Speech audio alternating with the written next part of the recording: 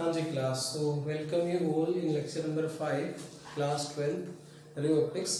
तो बेटा last lecture में हमने मैग्नीफिकेशन फार्मूला डिस्कस किया था, एक चीज़ वहाँ पे रह गई। और मैग्नीफिकेशन के जितने फार्मूले थे, आई थिंक 4 फार्मूले हमने डिस्कस किए थे।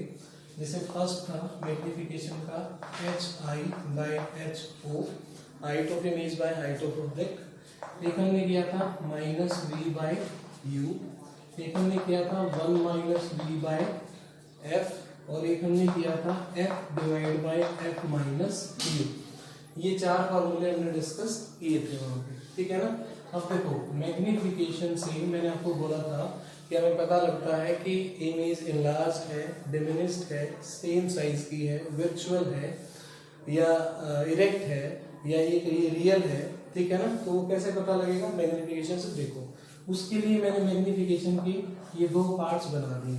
एक पार्ट मैं बोल रहा हूँ उसका मैग्नीट्यूड और एक पार्ट मैं बोल रहा हूँ उसका साइन, यानी पॉजिटिव और नेगेटिव। तो मैग्नीट्यूड आपका 3 तरीके से हो सकता है बेटा। मैग्नीट्यूड हो सकता है ग्रेटर देन 1, लेस देन 1 या सेम। या सेम की जगह मैं लिख देता हूँ मैग्नीट्यूड कितना है आपका 1 है, ठीक है। साइन आपके 2 तरीके से, एक तो पॉजिटिव और एक नेगेटिव। तो अगर आपका मैग्नीट्यूड ग्रेटर देन 1 है तो जरा इस फॉर्मूले को देखिए। अगर आपका न्यूमरेटर बड़ा है तो डेफिनेटली आंसर क्या आएगा आपका? ग्रेटर देन 1 आएगा। यानी इमेज हमें कैसी मिल गई? इनलार्ज्ड मिल गई। कैसी मिल गई? इनलार्ज्ड, बड़ी, ठीक है। और अगर लेस देन 1 है इसका मतलब इस बार डिनोमिनेटर बड़ा है। डिनोमिनेटर बड़ा है यानी कि इमेज कैसी हो गई? हमारी छोटी हो गई, डिमिनिश्ड, ठीक है। इक्वल टू 1 का मतलब है कि ये दोनों बराबर है। तो इस बार क्या लिखेंगे भाई? सेम साइज की इमेज हमें मिली है, ठीक है। अच्छा रही बात साइन की, तो अगर आपका साइन नेगेटिव आता है तो आपकी इमेज कैसी बनती है? रियल बनती है, इन्वर्टेड बनती है, ठीक है ना। छोटी बड़ी का फैसला तो वहां से होगा। यहाँ से क्या पता लगेगा कि रियल है और इन्वर्टेड है। और अगर पॉजिटिव है तो ये क्या हो जाएगा आपका? वर्चुअल है और इरेक्ट है। मैं आपको याद रखने का तरीका बता देता हूँ। ये तो मैथमेटिकली समझ आ गया होगा आपको, ये मैं याद करने का तरीका बता देता हूँ। देखो कॉन्केव मिरर के केस में अगर आपका ऑब्जेक्ट सेंटर ऑफ कर्वेचर पे रखा है तो इमेज भी कहाँ बनती थी आपकी? सेंटर ऑफ कर्वेचर पे बनती थी। इसका मतलब अभी इमेज कैसी बन रही है? रियल। रियल एक्चुअल में रे ऑफ लाइट मिलती थी, रियल बन रही है। और आपकी इमेज जो है वो इन्वर्टेड है, उल्टी है, ठीक है ना। तो देखो ये केस याद रखो। तो ये कैसा आ जाएगा? देखो यहाँ पर हाइट ऑफ ऑब्जेक्ट पॉजिटिव है और हाइट ऑफ इमेज कैसा है? नेगेटिव है। ऑब्जेक्ट कहाँ है? ऊपर और इमेज कहाँ है? नीचे। ऊपर यानी पॉजिटिव वाई एक्सिस में, नीचे यानी नेगेटिव वाई एक्सिस में। तो इन दोनों को डिवाइड करोगे तो आंसर कैसा आएगा? साइन वाइज नेगेटिव आएगा। तो नेगेटिव के लिए कैसी हो गई? रियल और इन्वर्टेड। और कॉन्केव मिरर के केस में एक ही केस ऐसा है जहां पर इमेज आपको वर्चुअल मिलती है। कब मिलती है? जब ऑब्जेक्ट कहाँ रखा होता है? पोल और फोकस के बीच में। तो देखो वर्चुअल मिल रही है पर मैग्नीफाइड मिल रही है ना। तो यहाँ पर ये भी पॉजिटिव है, पॉजिटिव वाई एक्सिस में, और ये भी कहाँ है? पॉजिटिव वाई एक्सिस में। इस फॉर्मूले के अकॉर्डिंग आप याद रख सकते हैं इसको। तो दोनों पॉजिटिव होने की वजह से साइन कैसा आएगा? पॉजिटिव। तो देखो मैंने क्या बोला था? वर्चुअल, ठीक है जी, वर्चुअल बन रही है। और फिर कैसी बन रही है? इरेक्ट। ये ए ऊपर है इसका, तो इसका भी ए कहाँ है? ऊपर ही है। ये देखो ये ए बी और ये ए डैश और ये डी डैश, ठीक है। तो ये एक बात हुई मैग्नीफिकेशन के बारे में, इंपॉर्टेंट है ये। यहाँ से आपके न्यूमेरिकल्स बनते हैं, बहुत अच्छा टॉपिक है ये मैग्नीफिकेशन का, ठीक है। अच्छा इसके बाद एक छोटा सा टॉपिक है आपका, इसको नोट कर लो एक बार। फ्रेम में है ना ये? हाँ जी एकदम ठीक है। चलो मैं इसको इरेज कर रहा हूँ। इसके बाद जो टॉपिक है हमारा वो है स्फेरिकल एब्रिएशन, ठीक है ना। स्फेरिकल एब्रिएशन, एक मिनट।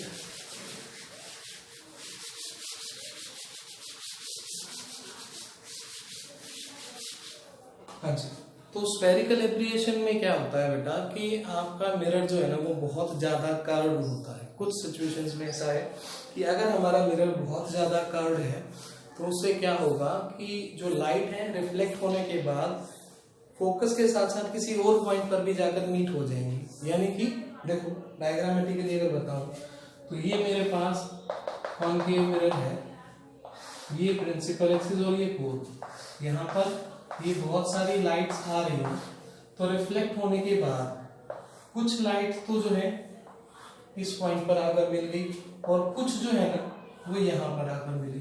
तो दो अलग अलग पॉइंट्स हो गए जहां पर लाइट रिफ्लेक्ट होने के बाद मिल रही है। ऐसे सिचुएशन को बोला जाता है स्फेरिकल एब्रिएशन। स्फेरिकल एब्रिएशन, स्पेल देख लेना, हो सकता है गलत हो, चेक कर लेना बेटा। स्फेरिकल एब्रिएशन, ठीक है ना। तो इसका इलाज क्या है, ये एक सिंपल आपके नॉलेज में डाल रहा हूँ, ये एग्जाम पॉइंट ऑफ व्यू से इंपॉर्टेंट नहीं है, पर आपको हाँ पता होना चाहिए कि चीज क्या है, कई बार आ जाता है, ठीक है। तो स्फेरिकल एब्रिएशन समझ आ गया आपको क्या होता है, जब लाइट जो है मोर देन वन पॉइंट पर फोकस होती है उसको स्फेरिकल एब्रिएशन बोलेंगे। और इसको रिमूव कैसे किया जाता है कि अपर्चर को छोटा कर दो, रिड्यूस साइज ऑफ अपर्चर, ये इसका सॉल्यूशन है, ठीक है ना। सो अपर्चर के साइज को छोटा कर दो, ठीक है जी। तो ये तो हो गया आपका स्फेरिकल एब्रिएशन के बारे में। अब मैं थोड़ा सा आपको प्लेन मिरर के बारे में बता देता हूँ, ठीक है। थोड़ा सा इसलिए बोल रहा हूँ क्योंकि फिर नेक्स्ट लेक्चर में पूरा डिटेल में करूंगा, क्योंकि टाइम थोड़ा होगा हमारे पास, ठीक है। देखिए प्लेन मिरर आपको पता है लुकिंग ग्लास, कभी भी हम कहीं भी जाते हैं तो पहले ये घर से निकलने से पहले ये देखते हैं कि हाँ बाल वाल सब सेट है ना, तो वो क्या है हमारा प्लेन मिरर है, लुकिंग ग्लास उसको बोलते हैं। क्या बोलते हैं उसको, लुकिंग ग्लास, ठीक है। तो वो होता है हमारा प्लेन मिरर। चलिए देखो प्लेन मिरर, ठीक है। तो प्लेन मिरर की प्रॉपर्टीज में ये एग्जाम पॉइंट ऑफ व्यू से इतना इंपॉर्टेंट नहीं है, पर competition exam point of view से यहाँ से क्वेश्चन बन जाते हैं, तो इसको देख लो एक बार। इसमें आप प्रॉपर्टीज तो आपको पता होंगी कि जितनी डिस्टेंस पर ऑब्जेक्ट होगा उतनी डिस्टेंस पर इमेज बनेगी, ठीक है। वर्चुअल इमेज बनती है, इरेक्ट बनती है, सेम साइज की बनती है, ठीक है ना। और एक लेटरल इन्वर्जन होता है, ये कुछ प्रॉपर्टीज हैं, ठीक है ना।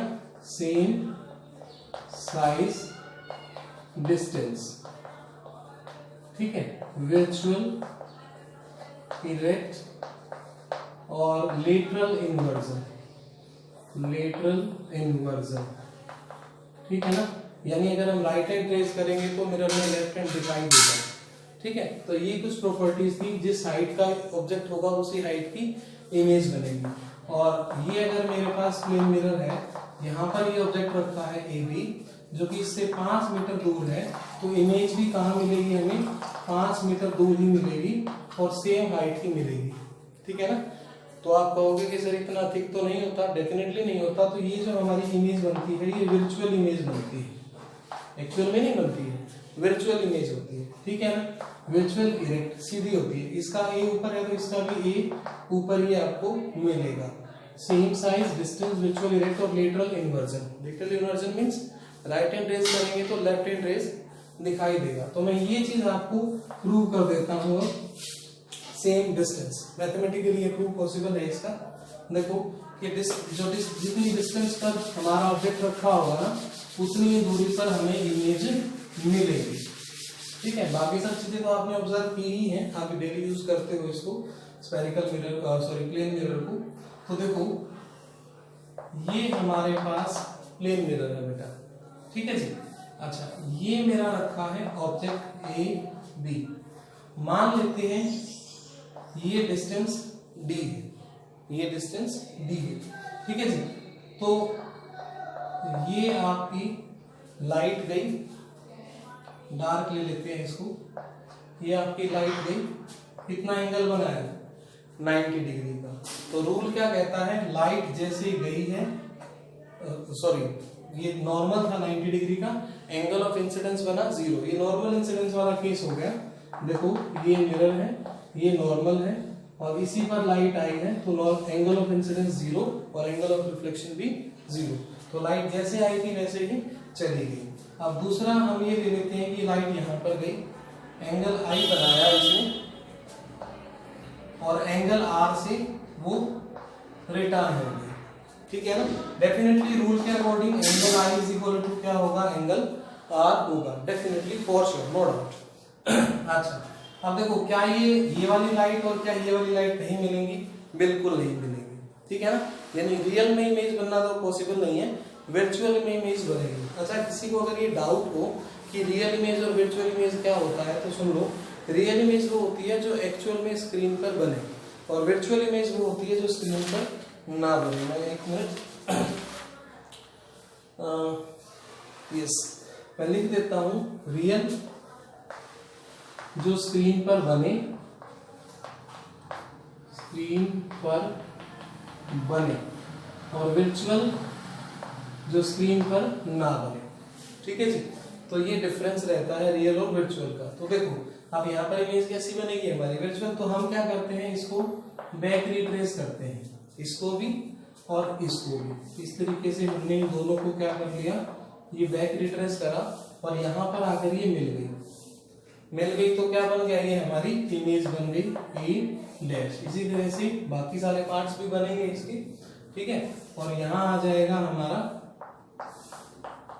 B dash. अब जरा बात को समझना बेटा, ये अगर मान लो ओ पॉइंट है और ये ए डैश है, और ये मैं मान लेता हूँ एम पॉइंट है, तो बेटा ओ से लेकर एम तक रिफ्लेक्टेड लाइट है, ओ से लेकर एम तक रिफ्लेक्टेड लाइट है। एंगल कितना बना रही है, आर बना रही है। तो ओ से लेकर ए डैश तक भी तो इमेजिनरी रिफ्लेक्टेड लाइट है, ये वाला एंगल भी कितना होगा हमारा, आर होगा, ठीक है जी, आर होगा। अब देखो ये वाला एंगल कितना है, आई है, ये कितना है, आर, और आई और आर क्या है, बराबर, आई और आर क्या है, बराबर। तो ये दोनों एंगल सेम हो गए, ये वाला एंगल भी सेम हो गया, ये क्या हो गया आपका 90 डिग्री, ठीक है ना। तो उस आधार पर ये एक मैथमेटिकल आइडेंटिटी लगा दी हमने कि दो एंगल सेम है, ठीक है ना, परपेंडिकुलर, और ये वाली हाइट भी दोनों में क्या है, सेम है। तो ये डिस्टेंस डी है, तो ये भी डिस्टेंस कितनी हो जाएगी, डी हो जाएगी। तो इस तरीके से आप इसको प्रूव कर सकते हो कि सेम डिस्टेंस पर इमेज हमें मिलती है। ये बड़ी इंपॉर्टेंट प्रॉपर्टी है, इससे रिलेटेड न्यूमेरिकल बनेंगे यहाँ पे, और अच्छे अच्छे न्यूमेरिकल बनेंगे। Same size, same distance, virtual, erect, lateral, inverse, ठीक है। कर लोगे इसे, आई थिंक इतना ही है आज के लेक्चर में हम, ठीक है, इतना ही कर लेते हैं, ठीक है जी। ओके फिर, थैंक यू सो मच।